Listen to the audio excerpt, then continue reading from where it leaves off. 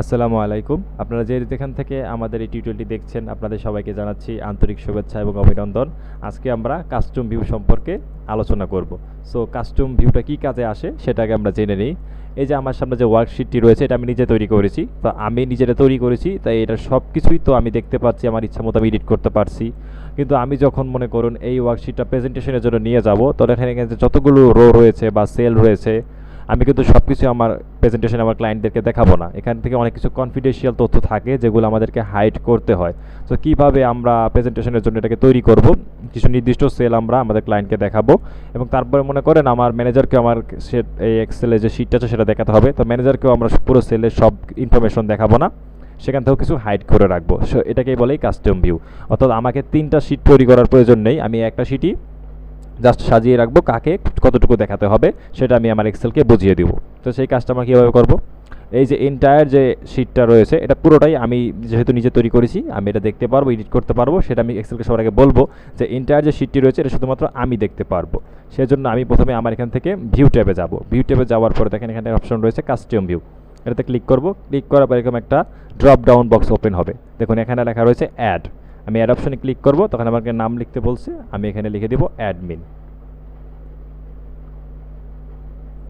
Admin লিখে আমি just ওকেতে প্রেস করব। তারপর যদি আমি কাস্টম ভিউতে চলে যাই, দেখুন এখানে অ্যাডমিন নামের একটা অপশন রয়েছে। এখানে যদি আমি শো করি, দেখুন আমার এই পুরো এন্টায়ার যে ওয়ার্কশিট রয়েছে এটা শো করছে, মানে আমি নিজে অ্যাডমিন, আমি পুরো ওয়ার্কশিটটা দেখতে পারবো।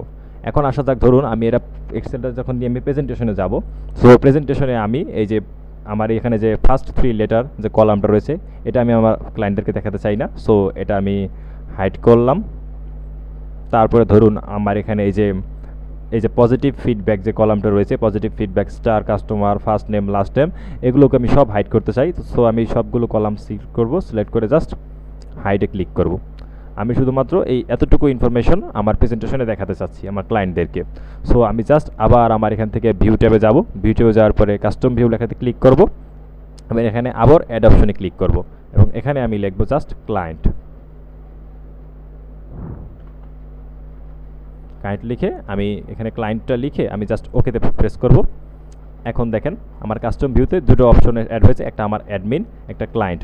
আমি যখন আমার অ্যাডমিন অপশনে এসে শোতে ক্লিক করব তখন এন্টায়ার শিটটা দেখাবে, যেটা আমি আমার নিজের জন্য করে রেখেছি, যেটা শুধুমাত্র আমি দেখতে পারবো।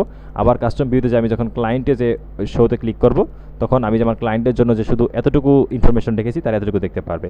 এখন মনে করুন আমার ম্যানেজারের সাথে যখন আমি দেখা করতে যাব, সো ম্যানেজারকে আমাকে আরও বেশি তথ্য দেখাতে হবে। তো সেজন্য আমি আমার পূর্বে যে সেলগুলোকে হাইড করেছিলাম সেগুলোকে আনহাইড করছি। দেখুন এখন সবগুলো সেল ফিরে এসেছে। এখন ধরুন আমি আমার ম্যানেজারকে এই ফার্স্ট নেম আর লাস্ট নেমের যে দুটো আলাদা আমি যে কলাম তৈরি করেছি, এই দুটো কলাম ফার্স্ট নেম আর লাস্ট নেম আমার ম্যানেজারকে আমি দেখাতে চাই না। সো এই দুটি কলামকে আমি হাইড করে দেব। হাইড করে দেওয়ার পরে এখানে আমি আবার কাস্টম ভিউতে যেয়ে এখানে আরেকটা ভিউ অ্যাড করব, এখানে লিখব ম্যানেজার। বাস ম্যানেজার লিখে ওকেতে প্রেস করব। এখন দেখুন আমি যে একটা শিট তৈরি করেছি, একটা শিটই আমি 3 জায়গায় ব্যবহার করতে পারছি। প্রথমত যখন আমার ক্লায়েন্টদের সাথে আমি মিট করতে যাব প্রেজেন্টেশনে, তখন আমি আমার এখান থেকে প্রথমে ভিউ ট্যাবে যাব, ভিউ ট্যাবে যে কাস্টম ভিউতে যাব, তারপর এখান থেকে যে ক্লায়েন্ট যে আমি লিখে রেখেছি জাস্ট ক্লায়েন্টে এসে শোতে ক্লিক করব। ক্লায়েন্টের জন্য যে আমি এতটুকু ইনফরমেশন দেখাতে চেয়েছিলাম, বাস এটা আমি ক্লায়েন্টদেরকে দেখাবো। তারপর যখন ধরুন আমি ম্যানেজারের কাছে গেলাম, আমার ম্যানেজারের কাছে যাওয়ার পর আবার আমি এখানে ভিউ ট্যাবে যে কাস্টম ভিউতে যাব, ম্যানেজারের জন্য যে আমি যতটুকু ইনফরমেশন অ্যাভেলেবল রেখেছি সেটাতে এসে বাস শোতে ক্লিক করব। তারপর দেখতে পাচ্ছেন আমার ম্যানেজারের জন্য আমি যে এতটুকু ইনফরমেশন রেখেছি, তিনি আমার ম্যানেজার যিনি রয়েছেন তিনি বাস এতটুকু ইনফরমেশন দেখতে পারবেন, এখান থেকে তিনি তার প্রয়োজনীয় সিদ্ধান্ত নিতে পারবেন। আর তারপর ধরুন আমি বাসায় ফিরে আসলাম, আমার ক্লায়েন্টদের সাথেও প্রেজেন্টেশন শেষ, ম্যানেজারকেও আমার শিটটা দেখানো শেষ। এখন বাসায় এসে আমি আবার এই শিটটা নিয়ে কাজ করতে চাই। তো আমি আবার পুরো ইন্টার শিটটা কীভাবে ফেরত আনবো, আমি আবার আমার কাস্টম ভিউতে ক্লিক করব। এখানে দেখুন অ্যাডমিন নামে যে আমি অপশনটা শো করেছিলাম সেটাকে জাস্ট শোতে ক্লিক করব। এখন আমার পুরো ইন্টায়ার ওয়ার্কশিটটি আবার আমার কাছে চলে এসেছে। এখন বাস এটার উপর আমি আবার যে কোনো ধরনের কাজ করতে পারবো, তারপর আবার আমি আমার ইচ্ছা মতো এটাকে সেভ করে রেখে দিব। এখন আমি যে ভিউগুলোকে অ্যাড করলাম যদি সেগুলো আমার দরকার না হয়, আমার এখন কাজ শেষ, ধরুন এই ভিউগুলোকে আমার দরকার নেই, আমি আবার ভিউ ট্যাবে যাব। ভিউ ট্যাবে যেয়ে কাস্টম ভিউতে যাওয়ার পরে এই যে ভিউগুলো 3টে আমি অ্যাড করেছিলাম জাস্ট এগুলোকে এখন একে একে ডিলিট করে দেবো। দেখুন আমি আমার এই 3টে যে ভিউ আমি অ্যাড করেছিলাম ডিলিট করে দিলাম। এভাবে আপনারা আপনাদের প্রয়োজন মতো কাস্টম ভিউয়ের মাধ্যমে আপনাদের সেলে যতটুকু ইনফরমেশন আপনারা দেখাতে চান ততটুকু আপনাদের ক্লায়েন্ট কিংবা ম্যানেজার কিংবা অন্য কোনো সিনিয়র যারা রয়েছেন হায়ার র্যাঙ্কের অফিসার তাদেরকে দেখাতে পারবেন। বা আপনি যদি কোনো ইউজারকেও এটা ডাটা এন্ট্রি করতে দেন, সেখানে আপনি আপনার ইচ্ছা মতো যেই সেলগুলো আপনি হাইড করতে চান এভাবে হাইড করতে পারবেন। আর কাস্টম ভিউ ব্যবহার করে আপনারা একই শিট বিভিন্ন জনের কাছে দিতে পারবেন তাদের দেখার জন্য। আপনি কনফিডেন্সিয়াল ইনফরমেশনগুলো কাস্টম ভিউর মাধ্যমে এভাবে হাইড করে রাখতে পারবেন। সো আজকের ভিউতে আপনারা কাস্টম ভিউ সম্পর্কে জানলেন।